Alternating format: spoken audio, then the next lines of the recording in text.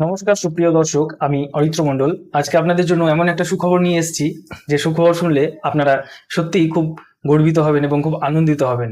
তো আজকের এই ভিডিওটি সবার জন্য, যে কেউ এই ভিডিওটি দেখতে পারেন এবং সবাই এই ভিডিওটিতে আনন্দ উপভোগ করতে পারেন। চলুন, কি আজকের ভিডিও আপনাদের জানিয়ে দেব। সরকার এমন একজনকে কান ধরে উঠবোস করিয়েছে, সে ছিল ডন, মাফিয়া, তৃণমূলের মাফিয়া ডন ছিল। তাকে সরকার কান ধরে উঠবোস করিয়েছে, প্রশাসন কান ধরে উঠবোস করানোর পর তাকে নিয়ে গেছে জেল হেফাজতে এবং প্রকাশ্য দিবালোকে পুরো জনগণের সামনে, সবার সামনে তাকে কান ধরে উঠবোস করানো হয়েছে। যে বলতো পুষ্পা ঝুঁকেগা নেহি, সেই পুষ্পাকে কান ধরে ঝুঁকিয়ে দিয়েছে আমাদের পশ্চিমবঙ্গের প্রশাসন, পশ্চিমবঙ্গের সরকার। কথায় আছে অতিবার বেরো না, ঝড়ে ভেঙে যাবে। তো অতিবার বেড়েছিল তৃণমূল, তাই ঝড়ে আজ ভেঙে তৃণমূল দল শূন্য হয়ে গেছে। হারিয়ে গেছে দেশের মাটি থেকে তৃণমূল, এই পশ্চিমবঙ্গ থেকে হারিয়ে গেছে তৃণমূল। আর সেই তৃণমূলদের খুঁজে পাওয়া যাচ্ছে না, যারা এতদিন চটি চেটে চেটে চটি পাতলা করে ফেলতো। সেই সমস্ত তৃণমূলগুলো কিন্তু আজ আর তৃণমূল দলে নেই। তাই হোক, সেই পুষ্পা, যে পুষ্পার কথা আজ আপনাদের বলছি, যে বলতো ঝুঁকেগা নেহি, সেই পুষ্পাকে কিন্তু কান ধরে ঝুঁকিয়ে দিয়েছে। এবং সেই পুষ্পা অ্যারেস্ট হওয়ার পর যেটা আমাদের অবাক করে তোলে, সেই ঘটনাটি হচ্ছে সেই পুষ্পা জাহাঙ্গীরের বউ, হ্যাঁ সেই পুষ্পা জাহাঙ্গীরের বিবি দলে দলে লোকজন নিয়ে গিয়ে থানার সামনে বিক্ষোভ করছিল। বাধ্য হয়ে প্রশাসন লাঠিচার্জ করতে বাধ্য হয়েছে সেই ভিড় সেখান থেকে সরানোর জন্য। প্রশাসনকে অনেক অনেক ধন্যবাদ, যে একদম সঠিক কাজ করেছে। একজন অপরাধী, একজন চোর, একজন গুন্ডা, একজন মাফিয়া, তাকে বাঁচানোর জন্য যে লোকগুলো দলে দলে এসেছিল, আজকে তাদের উদ্দেশ্যে বলছি, আপনাদের শরীরে যদি মানুষের রক্ত বইতো, আপনাদের গায়ে যদি মানুষের চামড়া থাকতো, তাহলে আপনারা কেউ ওই দলে দলে জাহাঙ্গীরের বউয়ের সঙ্গে এসে থানার সামনে বিক্ষোভ করতেন না। শুধুমাত্র আজ আপনাদের শরীরে মানুষের রক্ত নেই, মানুষের চামড়া নেই বলেই আজকে জাহাঙ্গীরের বউয়ের সঙ্গে এসে জাহাঙ্গীরকে ছাড়ানোর জন্য সমর্থন জানিয়েছেন।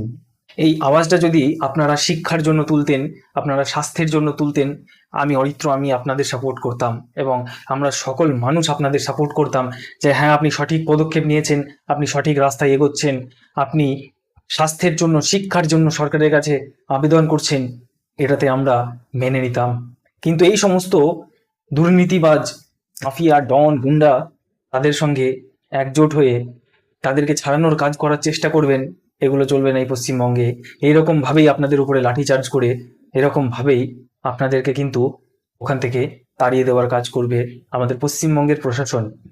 এবং আমাদের মাননীয় শ্রী শুভেন্দু অধিকারী মহাশয়কে ধন্যবাদ জানাবো। তিনি কিন্তু একদম কঠিন জবাব দিয়ে দিয়েছেন এর বিরুদ্ধে, যে যারা যারা এসেছিল এই জাহাঙ্গীর মাফিয়া ডন গুন্ডাকে বাঁচানোর জন্য, ছাড়ানোর জন্য, তাদের মধ্যে যতজন ক্যামেরাবন্দি হয়েছে, যতজনের মুখ কিন্তু ক্যামেরায় দেখা গেছে, সবাইকে কিন্তু চিহ্নিত করে তাদের কিন্তু পথে বসিয়ে দেওয়া হবে। তাদেরকে কিন্তু তাদের থেকে তাদের সমস্ত সম্পত্তি, যত সম্পত্তি তাদের আছে, সমস্ত কিন্তু কিছু তাদের কাছ থেকে কেড়ে নিয়ে নিলামে তুলে দেওয়া হবে। মাননীয় শ্রী মুখ্যমন্ত্রী আমাদের শুভেন্দু অধিকারীজি নিজে কিন্তু এই কথা জানিয়েছেন। এতে আমরা কিন্তু খুবই খুশি হয়েছি। অন্যায়ের সাথ যে দেবে, সেও কিন্তু একজন অন্যায়ের ভাগিদার, অন্যায়ের সাথ নয়। অন্যায়ের বিরুদ্ধে লড়ুন, অন্যায়ের বিরুদ্ধে প্রতিবাদ করুন, অন্যায়ের বিরুদ্ধে আন্দোলন করুন। এই পশ্চিমবঙ্গের মাটিতে আর অন্যায়কে প্রশ্রয় দেওয়া হবে না।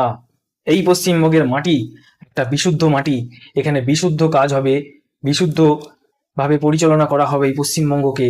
এই নতুন সরকারকে অনুরোধ করব যে এই পশ্চিমবঙ্গকে এত সুন্দরভাবে পরিচালনা করুন, যেন আর আমাদের 28টা রাজ্য তারা যেন দেখে আমাদের এই পশ্চিমবঙ্গের থেকে শিক্ষা গ্রহণ করে, এবং সমস্ত রাজ্য তথা ভারতবর্ষ যেন আমাদের পশ্চিমবঙ্গের উন্নয়নের পথ ধরে এগিয়ে চলে।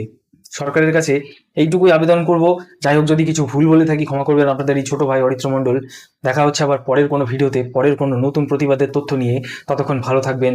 জয় শ্রীরাম, বন্দে মাতরম, ভারত মাতা কি জয়।